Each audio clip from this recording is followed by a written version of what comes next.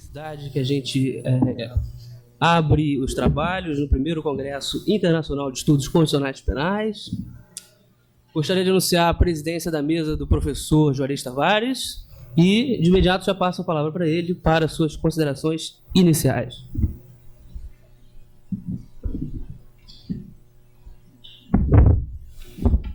Boa noite a todos. É realmente um prazer voltar ao UERJ, justamente encontrar os alunos de graduação. Os depósitos estão aqui comigo, né, presentes, e principalmente para presidir essa mesa na qual estão presentes, ou a qual estão presentes, o professor Klaus Günther, da Universidade de Frankfurt, o professor Davi Tangerino, da UERJ, e o nosso colega Vitor Vieira. O professor Klaus Günther é um professor eminente da Universidade de Frankfurt, professor de Direito Penal, de Filosofia, e tem se destacado de uma maneira muito especial a compatibilizar o Direito Penal com a Filosofia e, principalmente, trazendo ao Direito Penal informações relevantes no tocante ao agir comunicativo, já que o professor Klaus Günther é, talvez, o discípulo mais eminente do filósofo Habermas. Assim, é uma grande honra dessa universidade contar com a sua presença. O professor Klaus Günther já esteve no Brasil algumas vezes, a primeira vez a meu convite, e já pronunciou algumas conferências no Brasil, até em Recife e em outras universidades, e sempre é uma presença marcante, porque traz novidades, assim, traz informações que vão despertar reflexões muito profundas sobre a problemática do direito penal e principalmente sobre as questões relacionadas à delimitação do poder de punir. Essa é uma preocupação constante da ciência jurídica penal alemã e principalmente para a Escola de Frankfurt, que centraliza o tema do debate justamente nessa relação entre pessoa e Estado e na capacidade de gerir um direito penal voltado à perspectiva da pessoa humana e não especificamente para um viés punitivo de ordem estatal. Assim, Herr Professor Klaus Günther, es ist eine große Ehre, hier dich zu haben, und ich möchte gerne auch die Stimme geben, damit Sie auch eigentlich den Vortrag halten können.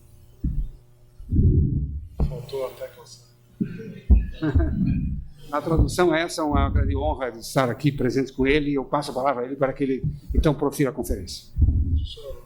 Mas o professor Davi Tangerino tinha combinado que ele ia falar em russo, mas parece que ele vai falar em inglês.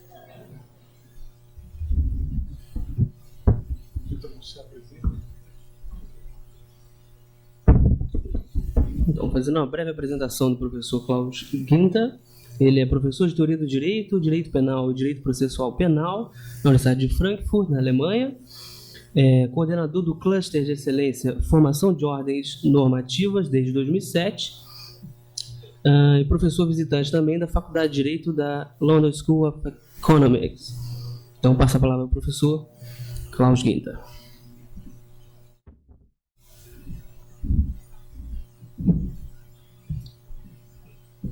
So I'm sad that I have to switch into English because I'm unable to speak Portuguese. Thank you very much, Juarez, for introducing me so nicely. At least I could grasp what you said in Portuguese about me.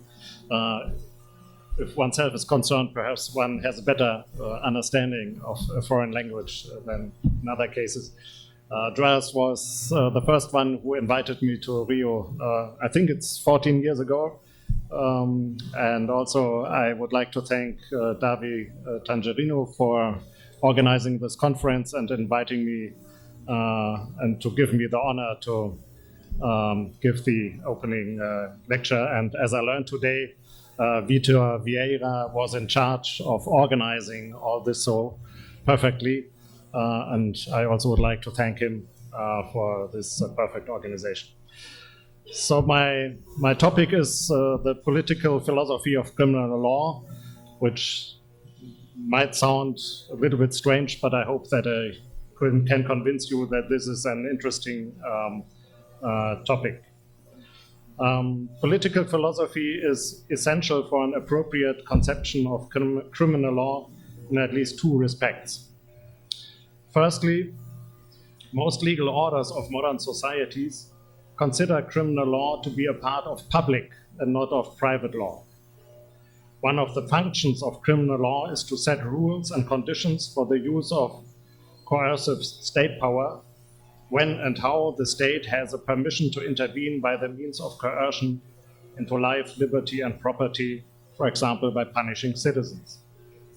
It is the state which prosecutes a perpetrator according to publicly predetermined procedural rules because of a violation of a pre-established public law, and it is the state which pronounces a verdict on behalf of the people and not for the benefit of private persons, for example, the victim, and it is the state that issues a punishment. The transfer of the punishing power from the victim to a centralized state with a monopoly of violence is one of the essential features of the modern state and is widely regarded as a rational solution of the severe conflicts resulting from a decentralized and arbitrarily used punishing power of private persons. Modern theories of social contract, like the Hobbesian or the Lockean one, modern theories of social contract justify the state's punishing power by such a transfer, or the renouncement of a private punishing power when joining the social contract. Nevertheless, one has to take into account that the modern state takes the punishing power for different reasons. One of them is the appropriation of power and its defense against competing powers. The second reason why political philosophy is essential for an appropriate conception of criminal law is that the state's punishing power and its use have to be justified by reasons related to public goods on a public forum. The state's punishing power is therefore inherently tied to political legitimacy. In modern civil societies, the public forum is constituted by all citizens who have a right to equal participation in procedures of public deliberation on public legislation. The political legitimacy of the state's punishing power depends on democratic procedures of public deliberation and will formation. The link of punishing power to political legitimacy is even true in societies with an authoritarian, undemocratic government. Most of them claim to use their punishing power on behalf of the governed subjects and to their benefit, not to the benefit of the government. It's a different question whether this claim meets reality. It has been, of course, always controversial whether the claim is met or not. That's also true in democratic societies, but the necessity of raising a claim to political legitimacy of punishment as such seems to be uncontroversial.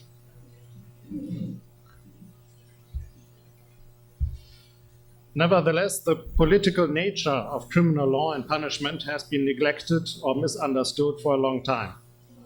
On the one hand, criminal law has become an issue of politics and policy, administered by the political system that uses criminal law as an instrument for the realization of political ends.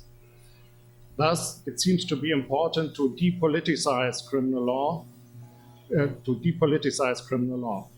On the other hand, criminal law also has become deeply moralized, in part because of a critique of its political instrumentalization. The recent development of establishing an international criminal law and an international court of justice against crimes against humanity can be interpreted as an effect of a moral view of criminal law. Although I would not like to deny that this has been a merit and a progress, I would like to suggest that a political criminal law instrumentalism or a criminal law moralism is a wrong alternative. Both views of criminal law ignore the political nature of criminal law as public law. To overcome this deficit, I would like to argue for a reinvention of the political philosophy of criminal law.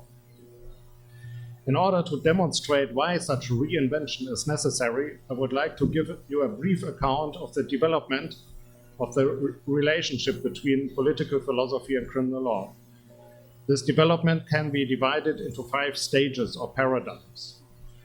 The first one, or the first stage, is characterized by the fact that political legitimacy of criminal law is recognized as the legitimacy of public law.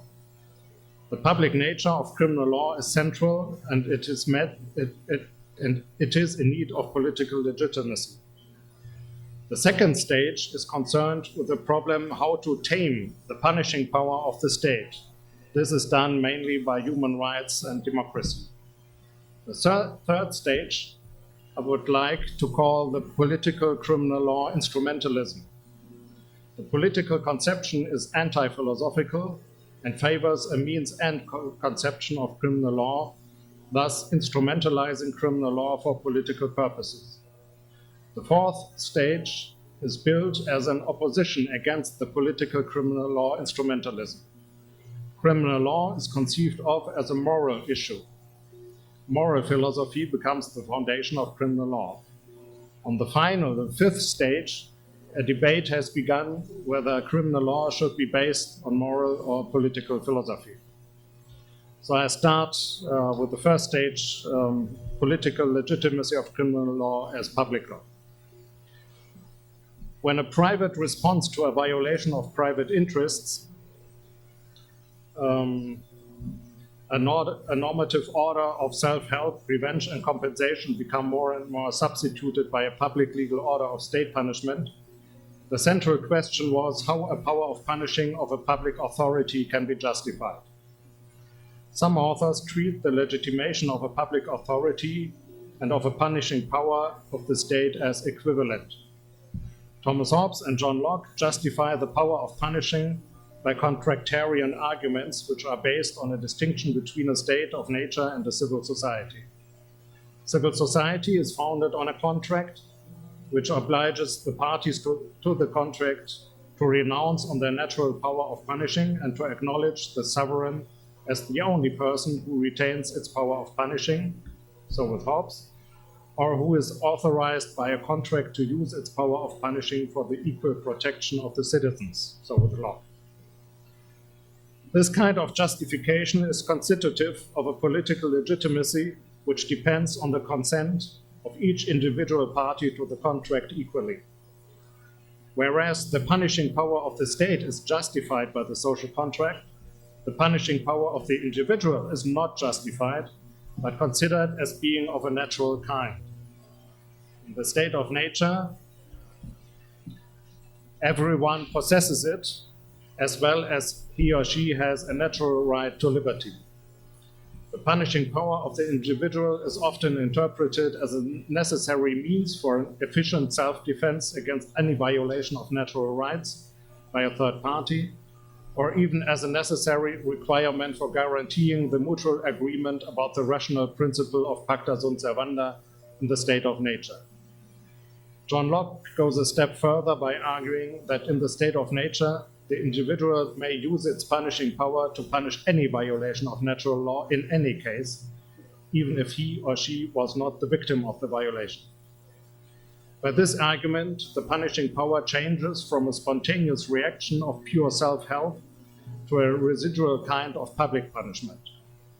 The tragedy of the state of nature does not result from the punishing power as such, but from its decentralized and individual use.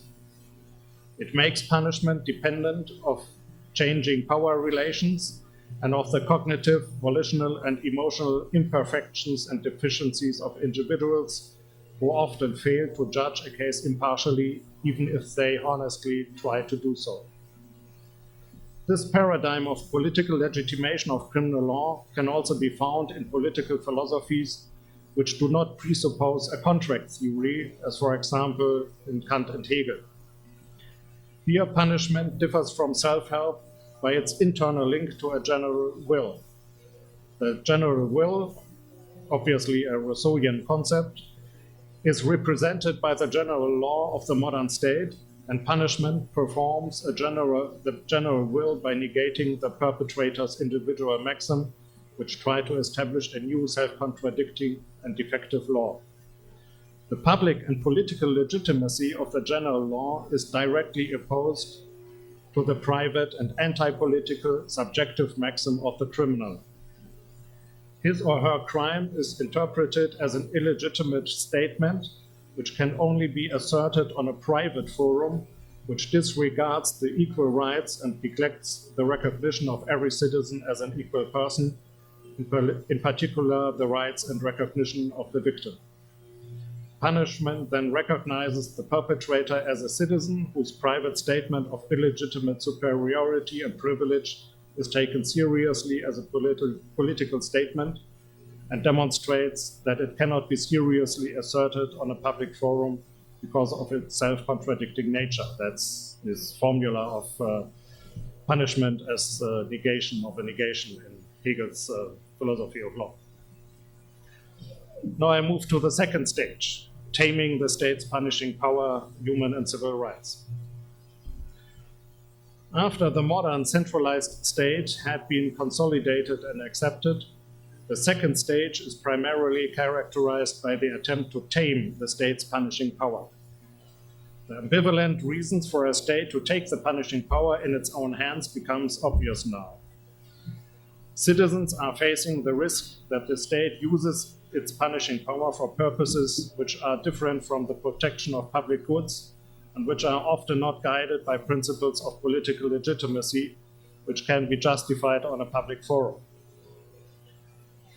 Although the state and its representatives, for example, a monarch, often justify their exercise of the punishing power by reasons of this kind, the purpose to maintain and defend its own power for its own interest can lead, and often has led, to an arbitrary use of coercive force for prosecution and punishment. Now it is not the other person or a third party who endangers my life, liberty, and property, like this was the case in the state of nature, but the state and its punishing power. Often the state justifies its punishing power by the public good of public safety. But in many cases, it is also the state which defines the criteria of public safety and decides on its own about the means for reaching this end. For example, police measures like preventive imprisonment, or by issuing criminal law that punishes dangerous people or defines the mere preparation of a crime already as a crime. Punishing power and police become intertwined. Taming the abuse of the punishing power and controlling the police power of the state become prominent objectives of civil and human rights. One of the origins of civil and human rights is the struggle for protection against arbitrary imprisonment, like habeas corpus, and against arbitrary criminal law legislation and adjudication, the maxim nullum crimen nulla pena sine lege. This struggle is political because its main subject are the duties and limitations of the state's punishing power. Human rights limit the punishing power by subjecting it to publicly justifiable general rules and by legally binding the state to defer to a minimum standard of recognition and protection of life and liberty in prosecution and punishment. On the other hand, civil and human rights subject the state to a constitutional responsibility to protect individual rights against severe violations by third parties.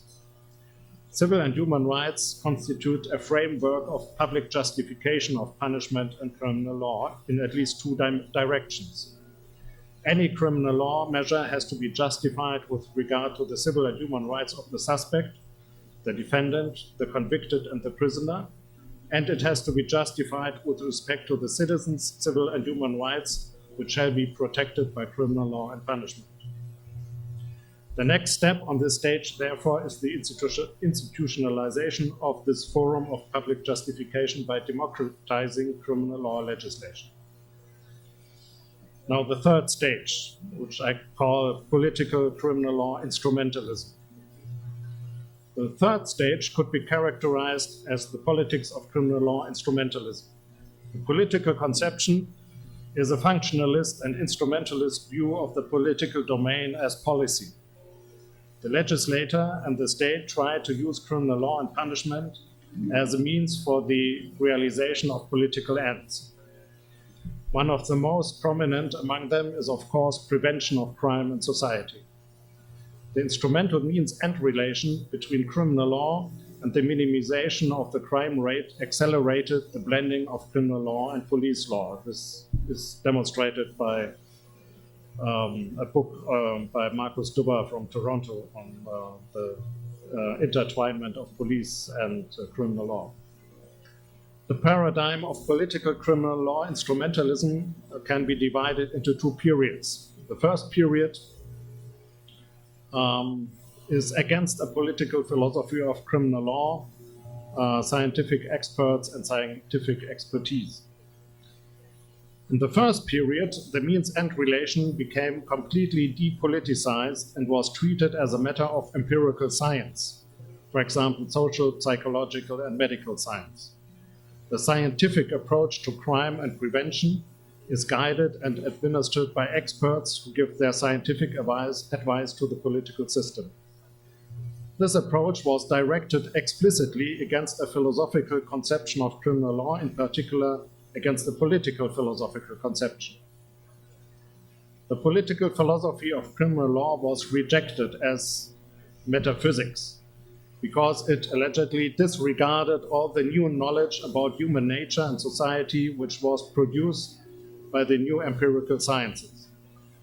One of the controversial issues was, for example, the question whether the criminal law had to be based on a view of man as a responsible subject with a free will, or on a view of man as a human being who is determined by his or her biological or psychological nature.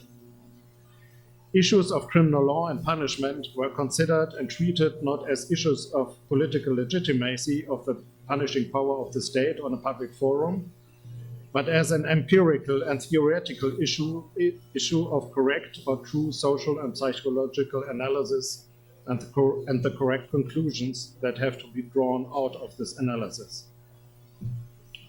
Of course, such a depoliticization of criminal law and punishment was at the same time considered as a matter of political legitimacy, because politics should be based on true judgments about the social, psychological, and biological facts of crime and society. And it presented itself as a project of social reform, which was necessary in order to compensate or to overcome social deficiencies of modern capitalist societies, such as the social inequalities of a class society. Therefore, criminal law instrumentalism was not necessarily directed against the political conception of criminal law, whose legitimacy depended on democratic self-government and human rights. Instrumentalism could be justified as an attempt to provide for each citizen an equal opportunity to realize the value of liberty so that he or she could become an autonomous citizen. Such a view of the politics of crime prevention by social reform and individual rehabilitative treatment dominated, for example, the political instrumentalism of the welfare state. This as shown by David Garland. Punishment had to be justified as a rational means to a rational end, as such theories like positive and negative prevention argued, or most prominently theories of social rehabilitation. But it remained an open question to what extent public deliberation on criminal law on a public forum constituted by all citizens could be substituted or subjected to a scientific discourse among experts, or to put it in another way, the question was to what extent the legitimacy of criminal law should depend on political or scientific discourse. The recognition of such a tension also throws a light on the dark side of criminal law instrumentalism, which one should not ignore. As such, it is compatible with nearly any kind of politics and policy, for example, also an authoritarian one, of fighting a war against dangerous people of all kinds. A laboratory where a state experimented with a policy of blending criminal law and police was the criminal law of the colonies, where the national government of imperialist European countries attempted either to educate indigenous people according to the norms of the civilized Western culture, or to fight against the unwilling and therefore dangerous primitives. It was an experiment in establishing and executing a criminal law whose political legitimacy could be completely detached from the indigenous people because they were regarded either as still incapable or as dangerous. Both reasons were sufficient to exclude them from a public discourse about criminal law legislation and to leave this discourse to the experts of the colonial administration. And finally, as Michel Foucault has pointed out, even in Western Europe, the paradigm of political criminal law instrumentalism often led to a politics of discipline, and the public discourse of scientific experts about the social and psychological deficiencies of the criminal established a new kind of power relation between the experts in the criminal justice system and the criminal. The second period I would like to put under the headline Political Criminal Law Instrumentalism and Expressivism. The second period of instrumentalism was characterized by a disillusionment with the crime prevention program of the welfare state, which consisted, among others, primarily in rehabilitation and social reform. The disappointment did not lead to a rejection of political criminal law instrumentalism, but to a change of its content and goal. And although it left instrumentalism untouched, it repoliticized it. Now, scientific experts and scientific expertise on crime and the criminal were publicly criticized and rejected. Instead of social reform and rehabilitative treatment of the criminal, a policy of external incentives and control became much more popular, like the broken windows approach and a policy of reducing opportunities for criminal behavior. That's what David Garland characterizes as the culture of control. This policy also was accompanied by a new belief in the efficiency of punishment. More hard treatment, sentencing guidelines for the judges, and truth in sentencing for the prison administration. Facing all the risks and dangers of modern societies, public security, understood as the protection of the citizens and their rights, become the most prominent and popular political end of criminal law legislation, and by this paved the way of accomplishing the blend of criminal law and police. The political legitimacy of this kind of political criminal law instrumentalism is populist and post-democratic. It is not based on public deliberation, but on the public dramatization of emotions like fear and anger, on the sense of security of the population. Particular cases of atrocious crimes are publicly dramatized by the media and by politicians who pretend to lead a war on crime. As a consequence, political criminal law instrumentalism in this second phase goes hand in hand with political expressivism. The expressive function of criminal law and punishment becomes more and more important, for example, when criminal law and punishment are justified as expressing the recognition of the victim by society.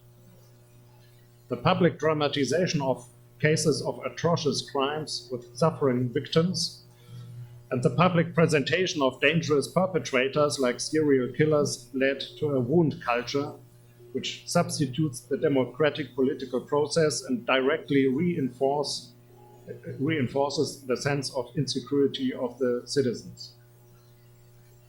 The view of criminal law and criminal procedure as a zero-sum game between victim and perpetrator treats the victim as the first addressee of the political legitimacy of criminal law and the citizens as second. The expressivist side of the politics of crime does, of course, not exclude or substitute the instrumentalist side. Criminal law is at the same time also viewed as a tool for an allegedly immediate and efficient political reaction to any kind of severe social dysfunction. For example, like criminalizing insider trading on the financial markets in order to secure the financial system. This often generates symbolic politics of crime prevention, like the war on drugs, and at the same time harsh reactions of the political and legal system with preventive punishment, like zero tolerance or the 3 strikes and you are out rule in California. It seems that expressivism and instrumentalism of criminal law somehow support each other or both are the two sides of one coin. Now, the fourth stage I put under the headline the critique of political criminal law instrumentalism, criminal law moralism. The fourth stage can be characterized by a critique of political criminal law instrumentalism, in particular of symbol-minded or symbolic measures of crime prevention. The critique is founded primarily on moral reasons and a moral conception of criminal law.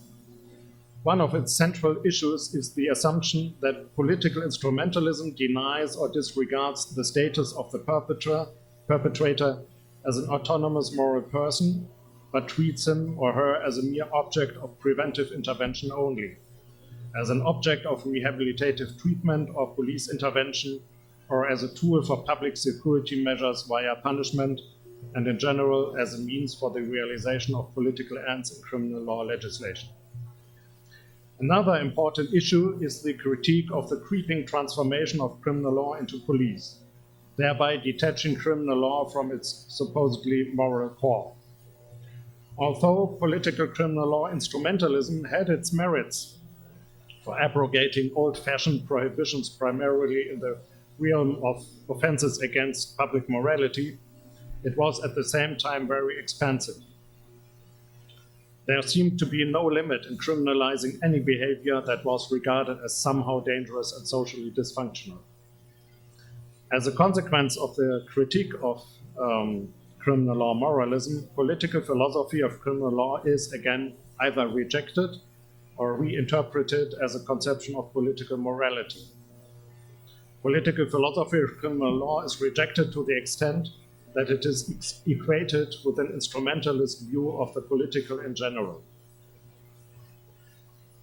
Instead of this, crime is primarily considered as a moral relation between autonomous persons, the perpetrator as a responsible subject and the victim as a moral subject whose autonomy and integrity is denied by the perpetrator. Punishment is interpreted as a proportionate reaction or just desert, which expresses moral resentment or communicates a moral message to the victim and the perpetrator, both considered as participants of a communicative relationship. For example, the theories of Peter Strawson, Joel Feinberg, Andrew van Hirsch, Anthony Duff, John Gardner, and Tatiana Hörnle. A retributive or restorative justification of punishment is preferred to justifications of punishment as general or individual prevention. Some of these authors interpret criminal law as a realization or application of moral principles. That's also called legal moralism. Consequently, criminal law has to be founded on moral and not on political philosophy. Or alternatively, political philosophy is treated as an application of moral theory. Fundamental political principles are interpreted as moral principles. But the advantages of criminal law moralism, like liberating the perpetrator from an asymmetrical power relation to scientific experts, of his treatment as a mere object of state intervention and treatment, and the advantage of fighting against an expansive criminal law legislation goes hand in hand with some serious disadvantages. As Malcolm Thorburn has pointed out, criminal law moralism views crime as a moral issue and aligns criminal law and punishment to moral reactions in everyday social relationships. It tends to ignore the political nature of criminal law and punishment, in particular the fact that criminal law is public law and that the power of punishing still resides within the state and not the citizenry. It blurs the distinction between law and morality when punishment is interpreted as censure or as a way to demonstrate remorse. Another problem of criminal law moralism is that it sometimes fails to dissociate itself from the populist view of the perpetrator as either mad or bad, and the public dramatization of the victim, thus favoring a retributivist justification and more punishment. Therefore, my last and final stage, a reinvention of a philosophy of criminal law today. Currently, one can observe a reinvention of political philosophy of criminal law. Concerning the critique of political instrumentalism and its deficiencies, the reasons of criminal law moralism are accepted. This is also true for the view of the perpetrator as an autonomous person and not as an object of state intervention and expert treatment only. The question, however, is how to keep a critical attitude with regard to instrumentalism and at the same time acknowledge the political nature of criminal law and punishment. One of the first new political philosophies of criminal law is the theory of civic republicanism, interpreting criminal law and punishment as an issue of citizens in a republic, like, for example, Pettit and Braithwaite.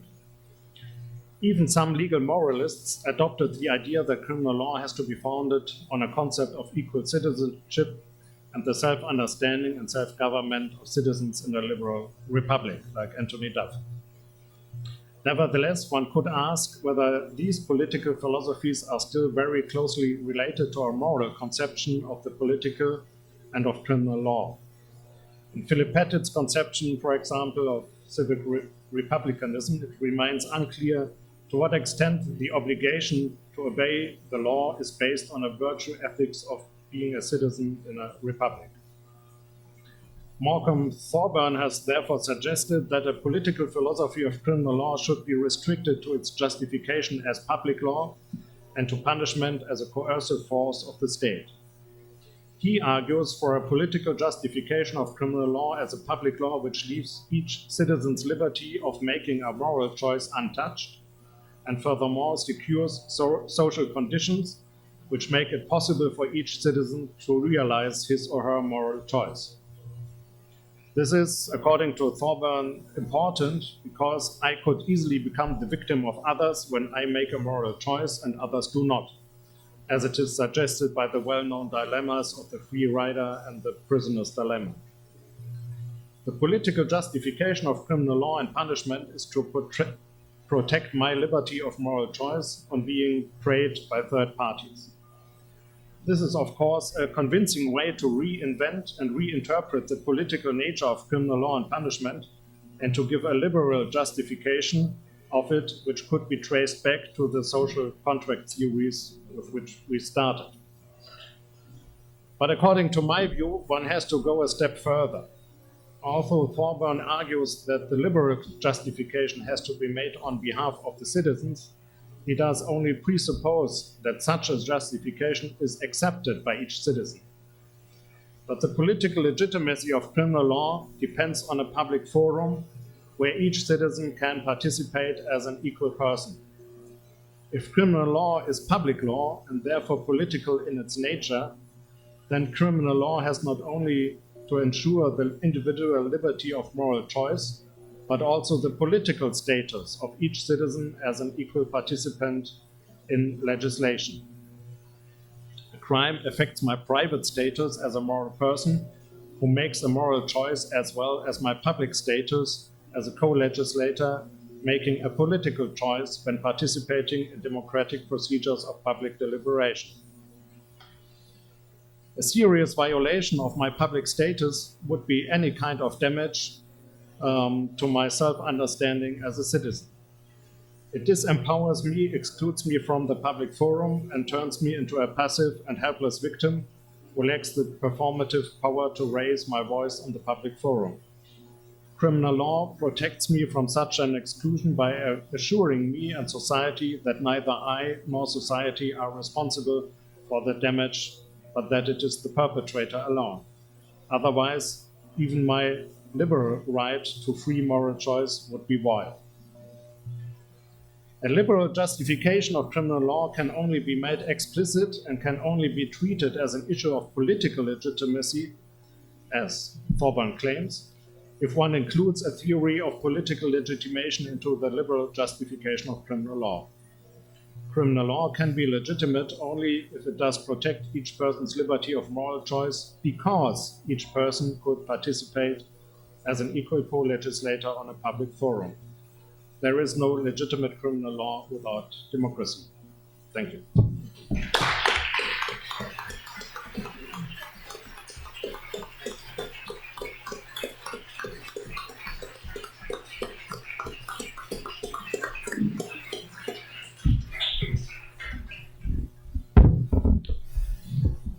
Agradeço a fala do professor Klaus Günther. Já passo a palavra para o professor Davi Tangerino. Professor Davi Tangerino, que é professor adjunto de Direito Penal aqui da Universidade do Estado do Rio de Janeiro, na graduação e na pós-graduação de Direito Senso, no mestrado e no doutorado. Ele que possui graduação em Direito pela Universidade de São Paulo, assim como mestrado e doutorado em Direito Penal e Criminologia pela USP. Ele também é membro do Conselho Nacional de Política Criminal e Penitenciária, coordenador do Instituto Brasileiro de Ciências Criminais e parecerista de diversas revistas jurídicas, destacadamente a Revista Brasileira de Ciências Criminais e a Criminalidade da Colômbia. Com a palavra o professor Davi Tangerino. Bem, boa noite a todos. É uma enorme satisfação ver esse auditório completamente cheio, maioria de cujas faces me são familiares, e eu recebo isso como um cumprimento, uma homenagem que os alunos fazem nesse universo virtual. Não sei se foi o Pedro que no Facebook agradecia a organização por trazer um evento desse para a UERJ. Acho que o espírito é isso, trazer um pensamento crítico e problematizante para a universidade, e a presença de vocês mostra o quanto a universidade retribuiu o nosso esforço. Antes de falar algumas coisas muito breves, nessa posição híbrida de palestrante e organizador, eu queria publicamente agradecer. Um evento desse não se faz sem muito labor e muito dinheiro. Então nós criticamos muito as agências de fomento de pesquisa, porque temos que criticar mesmo, mas é preciso também reconhecer a FAPERJ e a CAPES pela verba destinada a esse evento, para trazer professores de fora. O professor Günther, que nos honrou hoje com a palestra, o professor Fábio Dávila, que já está aqui na plateia e veio do Rio Grande do Sul. Eu queria agradecer a Concilia, que é uma empresa do ramo educacional, que também nos prestigiou, e ao longo dos próximos dias em cujo site vocês se inscreveram, mas também pelo patrocínio, e não só patrocínio de dinheiro, mas por disponibilizar para todos os inscritos. Depois o Diniz vai dar mais detalhes, mas gratuitamente, um módulo do curso de penal, é isso, Diniz, que eu escrevi para esse portal. Depois vocês vão entender melhor os detalhes disso. E agradecer aos que efetivamente carregaram o piano, né? Aeroporto, logística, folder, cartaz, reserva, nada disso se faz sem muito trabalho, nomeadamente o Vitor Vieira, que se esforçou muito para isso, mas também os fiéis alunos do mestrado que aderiram ao projeto Adote um Palestrante, cada um buscou no aeroporto, trouxe para cá e tal. Por último, last but not least, meu querido professor Juarez Tavares, seguramente um dos maiores penalistas dos séculos 20 e 21, e cuja humildade e espírito, apenas humildade e espírito acadêmico justificam aceitar simplesmente compor a mesa, quando eu deveria estar ali sentado ouvindo o professor Juarez e não o inverso. Mas amanhã, fazendo já a propaganda, 9 da manhã, com o professor Fábio Dávila, vamos discutir bem jurídico e outros temas leves de direito penal. Não faz nenhum sentido eu palestrar depois do professor Günther, né? O professor Günther a exemplo do que o Juarez é para o Brasil e para o mundo, o professor Günther é para a Alemanha e para o mundo, de modo que, uma vez, o falecido professor Miguel Reale descobriu num evento que a gente organizou do 11 de agosto que um senador ia falar depois dele, né? E ele ficou bravíssimo conosco e falou: meu filho, eu já estou numa idade em que ninguém fala depois de mim, né? Eu tenho o direito de não ser retorquido. Tivemos que colocar o senador primeiro, Miguel depois, de modo que eu falar depois do professor Günther seria um despropósito. O que eu vou fazer, então, fiel à programação, tentar dialogar um pouquinho com o professor Günther, que fez uma aprofundadíssima análise em filosofia político-criminal, né? E para satisfação de todos, ele vai disponibilizar esse paper para quem quiser pescar aquele pedacinho em inglês que não ficou bem claro, né? Depois rever o texto com calma, dialogar um pouquinho com o professor Günther, mas também situar um pouco os temas que nós pensamos para o seminário, né? Esse não é um seminário fanista sobre os 25 anos da Constituição e Direito Penal, né? Esse é um seminário que pretende escancarar os problemas que nós temos em matéria penal 25 anos após a Constituição. Eu escolhi aqui alguns caminhos de diálogo apenas para antecipar algumas questões, né? E acho que o primeiro eixo que mereceria uma conversa, né, para pegar um assunto de conhecimento popular, é usar de pretexto a Ação Penal 470, vulgarmente batizada de mensalão. Por quê, Davi? Porque este caso, né? Porque este é um caso que é julgado na Corte Constitucional brasileira, televisionado 24 horas por dia, fazendo com que os seus players mais importantes virassem personagens do Facebook. Joaquim Barbosa vestido de Batman, montagens desairosas com o ministro Lewandowski, né? Então, 25 anos depois da Constituição, o julgamento de um caso extremamente importante, em que pesem todas as minhas reservas ao julgamento do mensalão, o episódio em si é um episódio importante, vira um Big Brother, né? O Big Brother jurídico penal. Nós poderíamos analisar esse Big Brother sob um aspecto político-institucional. Eu vou tentar me ater às garantias constitucionais, que é o mutatis mutandis, o tema desse seminário, né? 3 aspectos do voto que restou vencedor na Ação Penal 470 mereceriam uma análise um pouco mais aprofundada, né?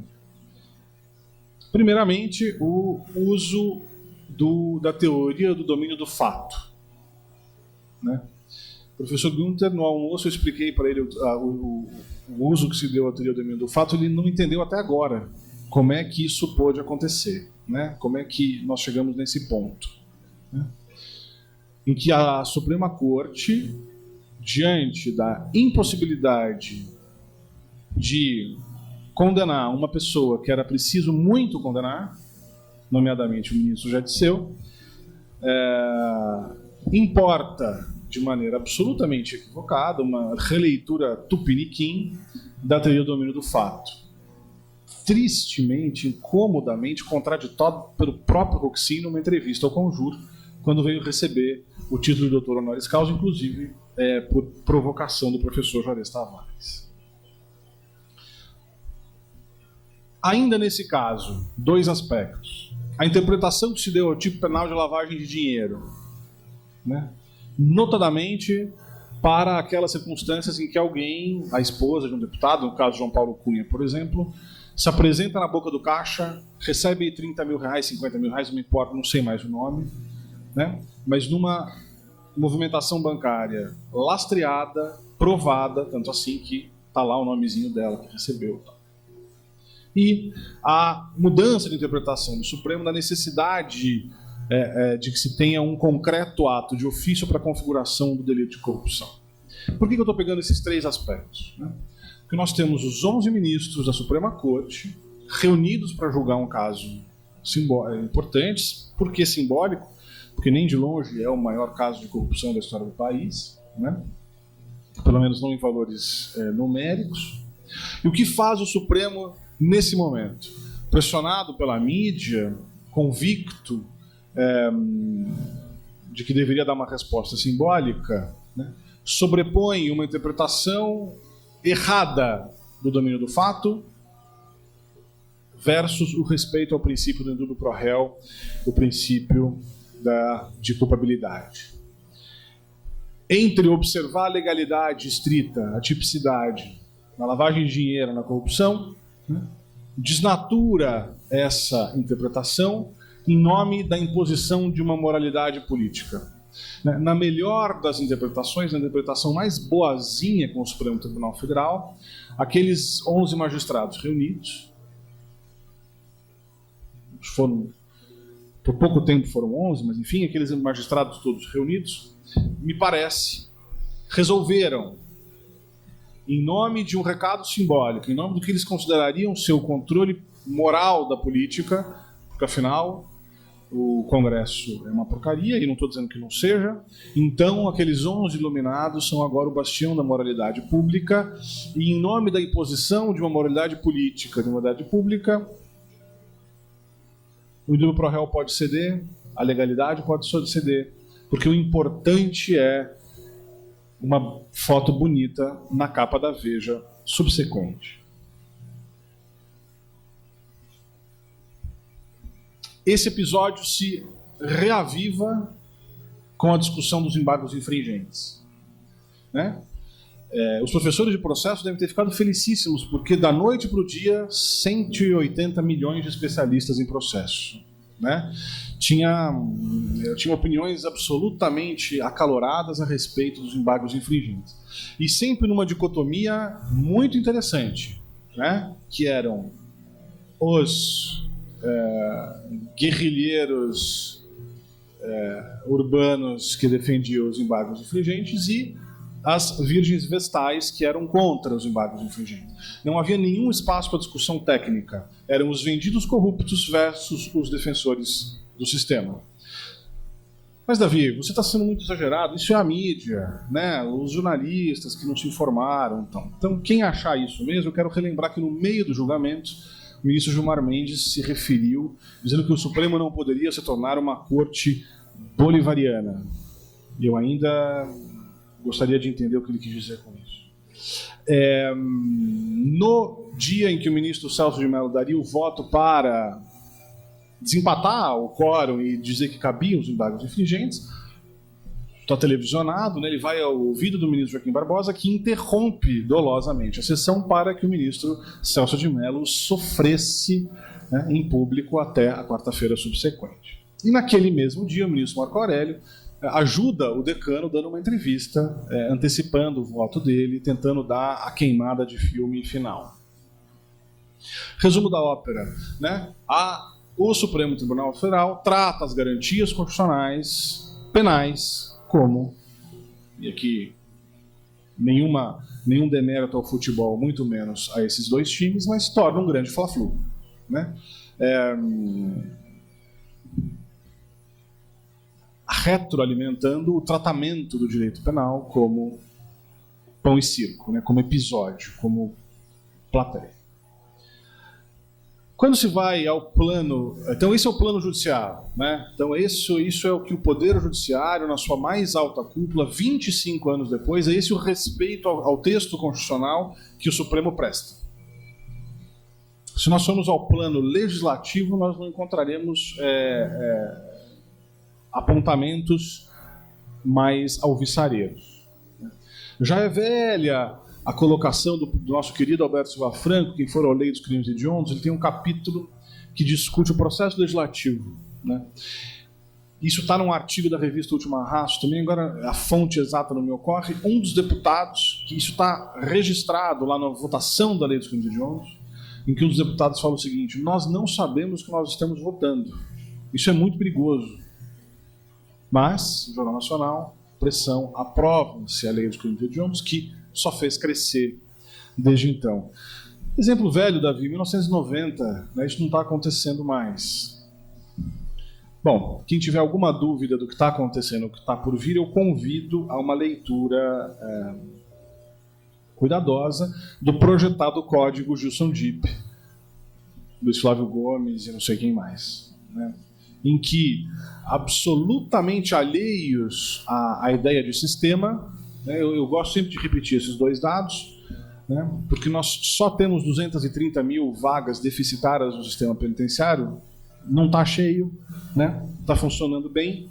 Então, o código Dipp aumenta a fração de cumprimento de pena para tráfico de drogas e crimes graves.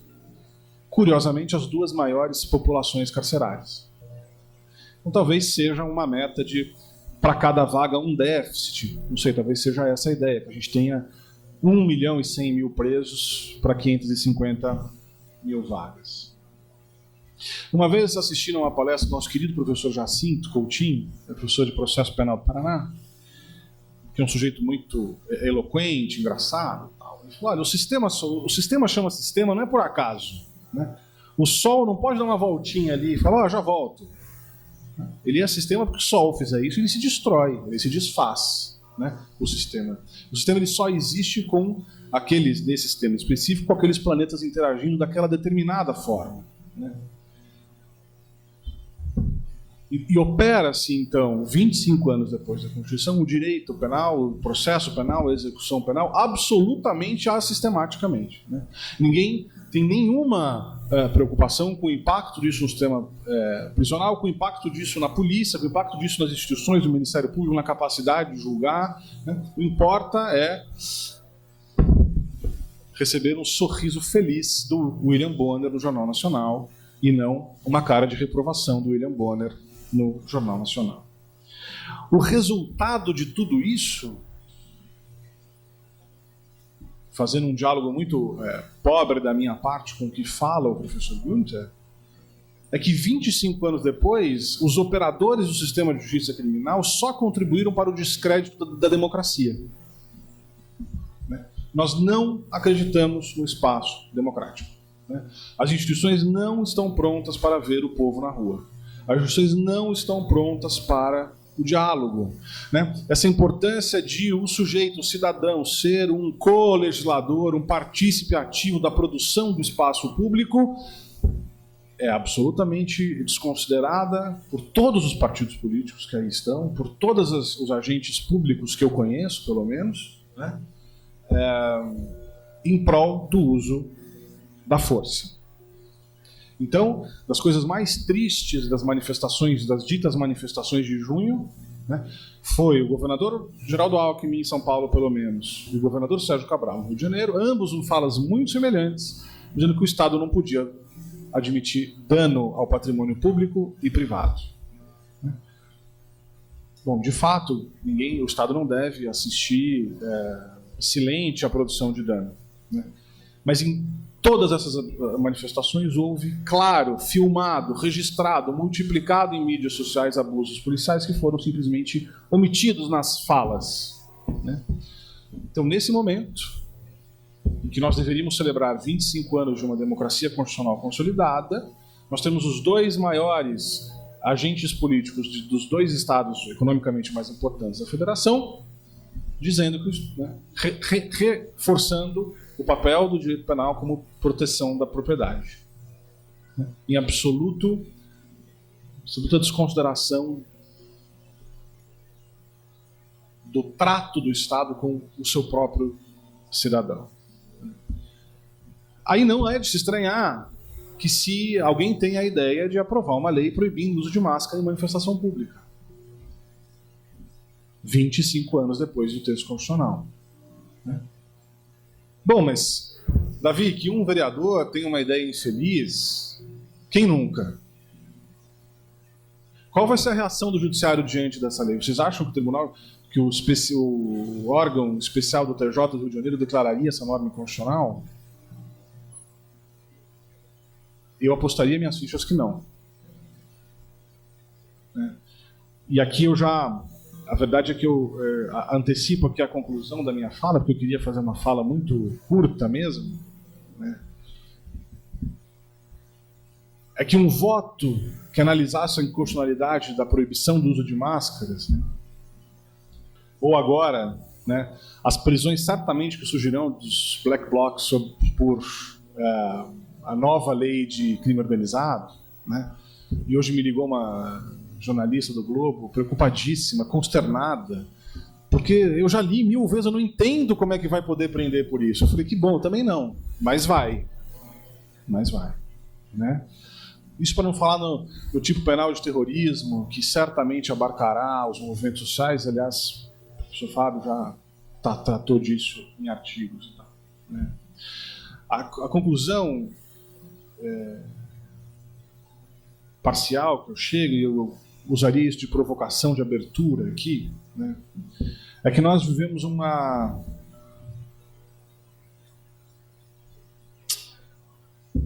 situação.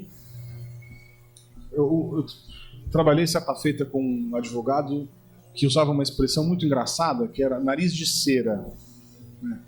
Nariz de cera era um texto, alguns textos que ele tinha mais ou menos pronto, que serviam para a introdução de alguns assuntos. Os coringas que ele tinha ali, né? Ele falava, usa o nariz de cera, depois você completa com alguma coisa. Então, sei lá, um tópico sobre inépcia da denúncia, vai. Já estava lá um narizinho de cera pronto, só dava... Era o avô do Ctrl-C, Ctrl-V, sei lá. Né? A Constituição, na minha sensação, virou um grande nariz de cera, quando o tema são as garantias constitucionais. A dignidade... Veja, qualquer voto em direito penal vai ser assim, ó. Bom, se for do Celso de Mello, começa lá nos egípcios e vem e tal, nanã. A importância da dignidade humana, os valores, nanã. Aí você vai ficando emocionado, você pega a bandeira, bota no peito, aí vem o mais. Mais o problema da criminalidade é infinito, então nós temos que ceder e aceitar uma exceção. Mas o Estado não pode tolerar o vandalismo. Então, a democracia é linda, o espaço público é importante, as instituições são fortes, mas vandalismo a gente não pode admitir, então tudo bem proibir máscara. Então, as garantias constitucionais, e vejam, vocês podem pegar um manual de direito penal de orientação PSOL até prona, todos vão ter o mesmo capítulo de princípios penais. O Juarez me corrija se eu estiver enganado. Então, é um grande nariz de cera, uma grande introdução bonita, né, que nos reforça aquele sentimento simbólico de que existem garantias constitucionais penais, até que você espera o vírgula, mas. Aí o discurso se apresenta. Então, ficaria muito feliz se, ao longo dos nossos próximos encontros, nós pudéssemos oferecer alternativas por esse vírgula. Né? Encerraria apenas com uma notícia do senhor, para os senhores. Né? Reconheceu-se de repercussão geral no recurso extraordinário em que se discute que se deferida a progressão de regime para o semiaberto, a origem é Rio Grande do Sul, né?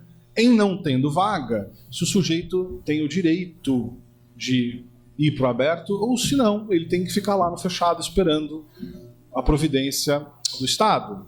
Vale dizer, o Supremo Tribunal Federal vai se reunir para julgar se a lei é lei.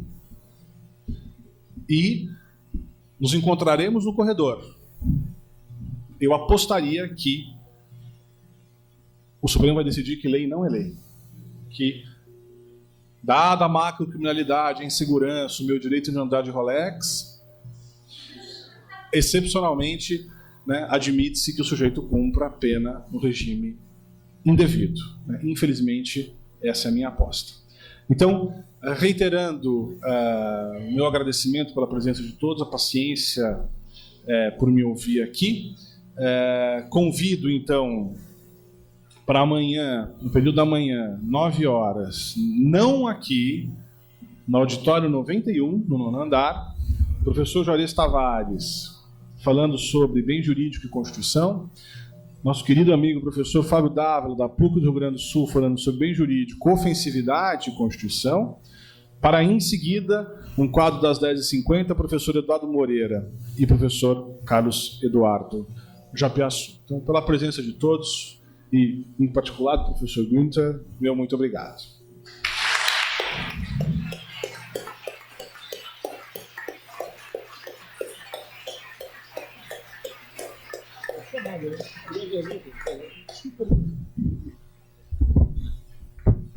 Agradecendo muito a fala do professor Davi, a gente queria saber se tem pessoas interessadas em fazer alguma pergunta. Alguém? Para o professor Günther tem que ser em alemão, mas fica tranquilo. Tiago, por favor.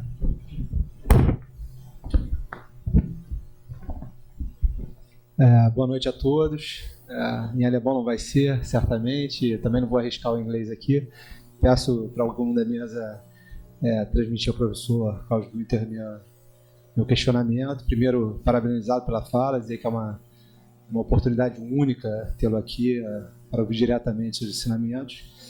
E uma indagação que eu faria é se, tomando por base a ideia de que na democracia, segundo a concepção do próprio Habermas, né, ela pressuporia uma comunicação franca, com vistas a uma formação de um consenso construído entre os interlocutores,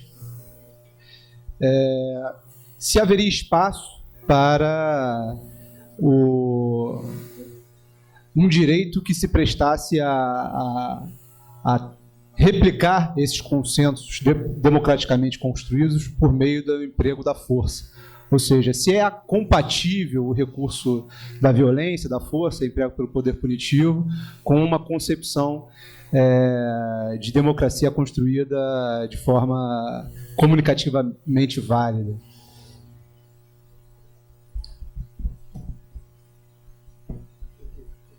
Ou se, só um adendo, ou se nesse contexto, se for possível, a gente acabaria tendo que admitir que, em termos ideais, somente uma política criminal de viés abolicionista estaria compatível com um modelo de sociedade defendido pelo Habermas.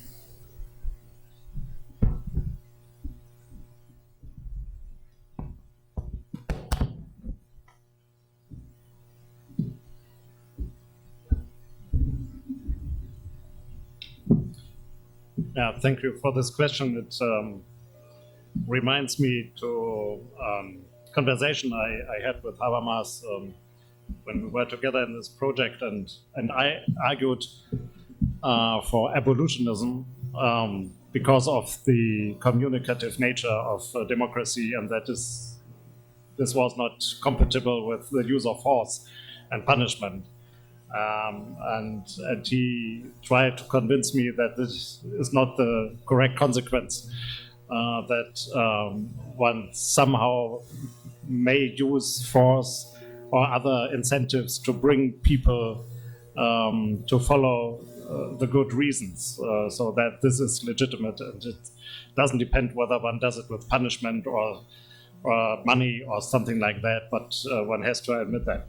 But I think that's the story is more complicated. I think that one has to make a difference between two different roles which I have as a citizen in a democracy. The one is that I'm this kind of co-legislator, and the other is that I'm the norm addressee. And of course, I can, in a functioning democracy, I can always change between these two positions.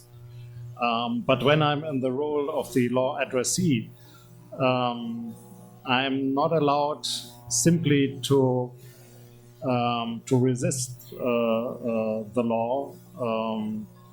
That I'm only allowed to do in the role of the co-legislator. Then I have to put my reasons on the table and have them publicly debated.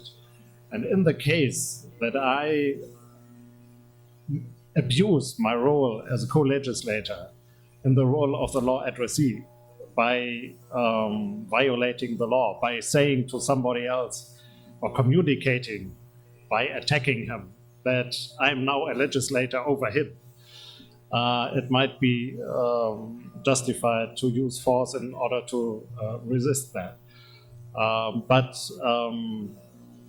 in the large run, I think that for democracy, the use of coercion is not the primary idea of criminal law, but that the distribution of responsibility is the core meaning of criminal law in a democracy, because democracies very much presuppose responsible subjects and responsible citizens, and they somehow have to reproduce this self-understanding by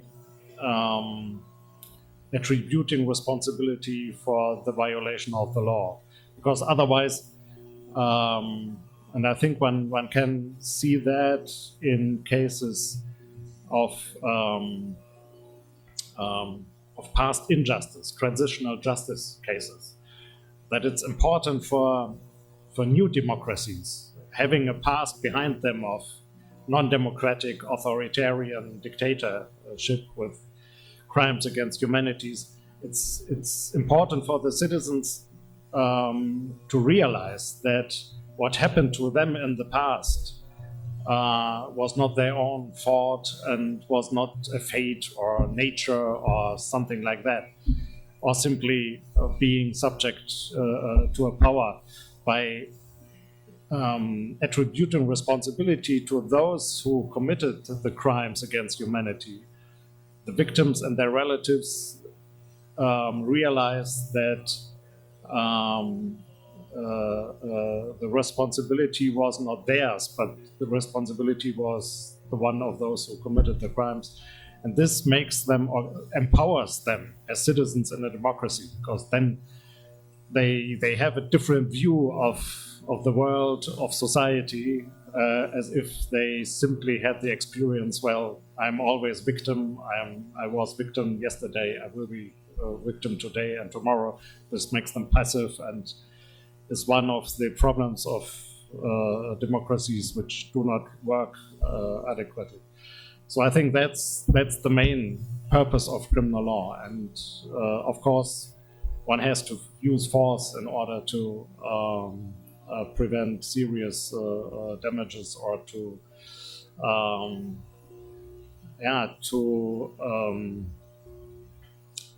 deal with people who